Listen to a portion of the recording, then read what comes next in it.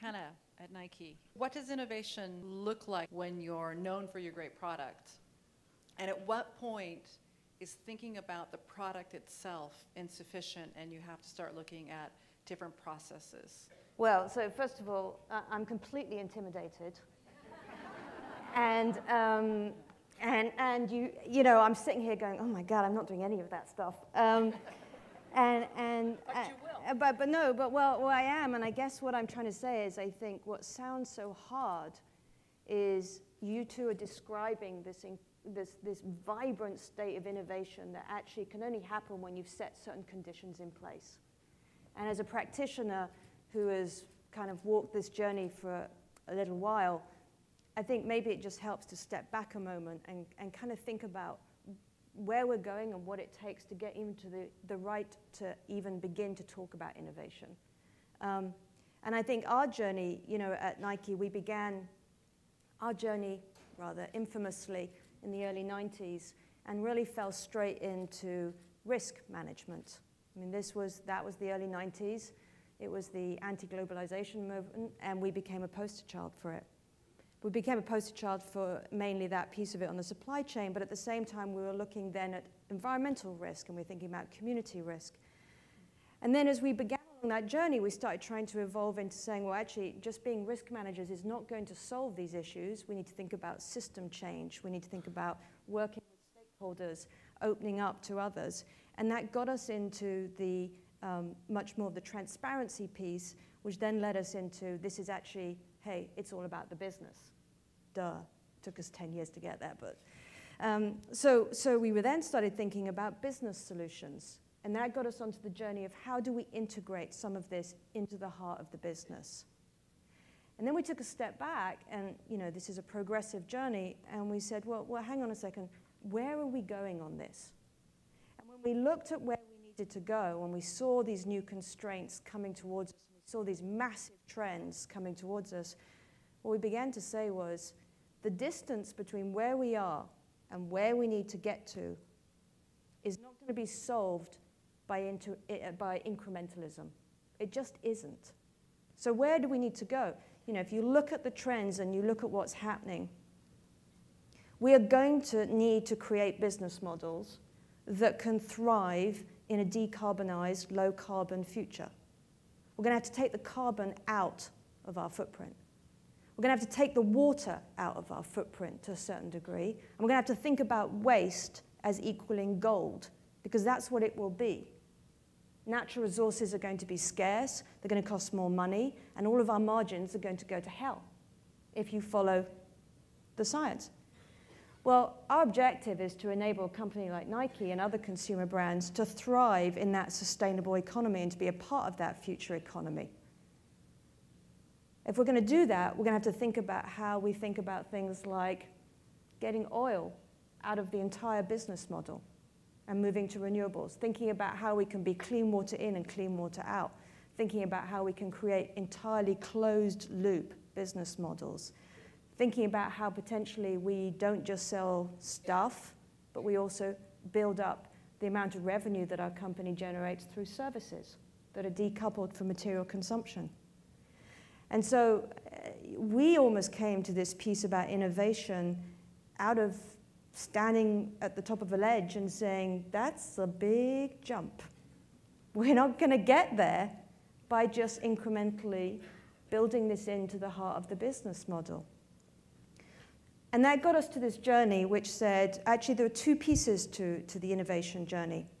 One is, let's turn the lens in on the company, which in our case, it's a company that thrives on innovation and design, and let's make sure that we're infiltrating that community in our company so that everything they do should, as a baseline, be better.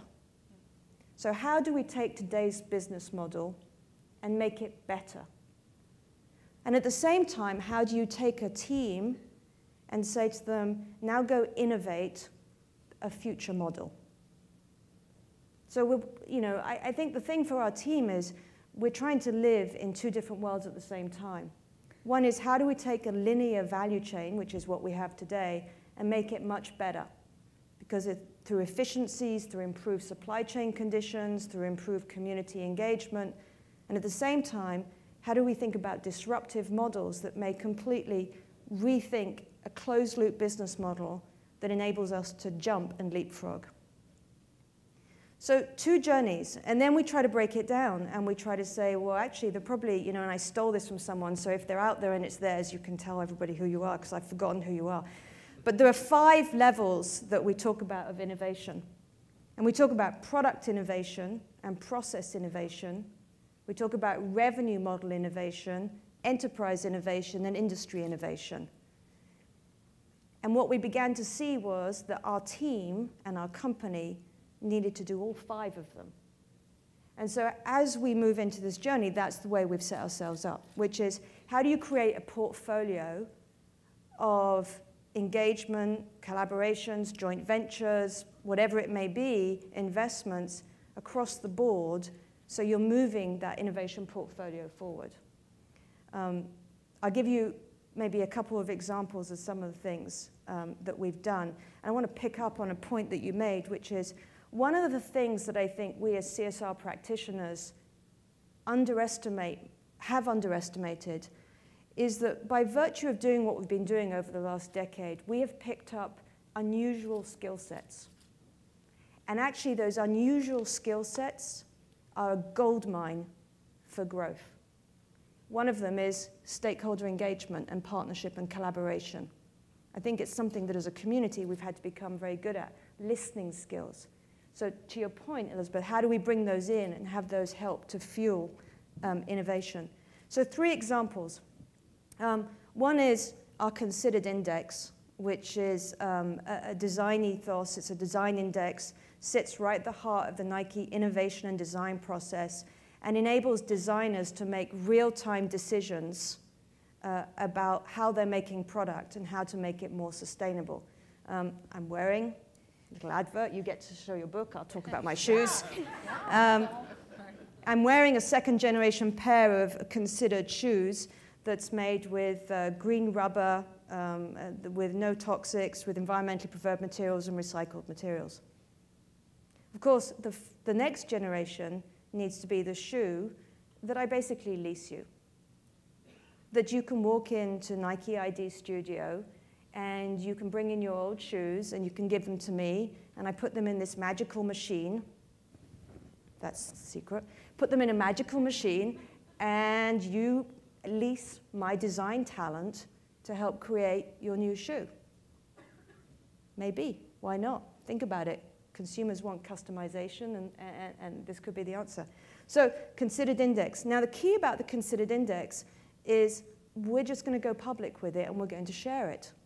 And the point to that is exactly the one that you both made, which is the thing that we learned as a corporate responsibility team was, guess what? There's a load of really intelligent, smart people out there, and most of them don't work for us, and all we can do is put this out there and have other people build on it. And guess what? To make system change happen, we need lots of organizations to go this way. If we're just this lone kind of oasis of best practice in the middle of a desert, we're not going to get the change we want. So the Considered Index. And then the second example is how do you tap into entrepreneurship in the company and innovation in employee base? We've also got our mantra, which is Innovate for a Better World, which is on the corporate 4 of the 4 strategic priorities, it's one. We've actually leveraged technology to create what we call the We platform, which is there to enable employee volunteerism, entrepreneurship, and it's basically like a Facebook, social network for innovation. And then finally, we're just launching the Green Exchange, which is really all about getting people, and Best Buy are here, so hands up to them because they're a key partner in this with us, they're a founding partner. We're all going to need to move into this space, and we cannot afford to be wasting our collective time, each of us reinventing the wheel. So I believe fundamentally that sustainability-based innovation needs to be out there, open sourced, and shared. And I think that as a collective, if we become competitive over this form of innovation, we will not get to where we need to go.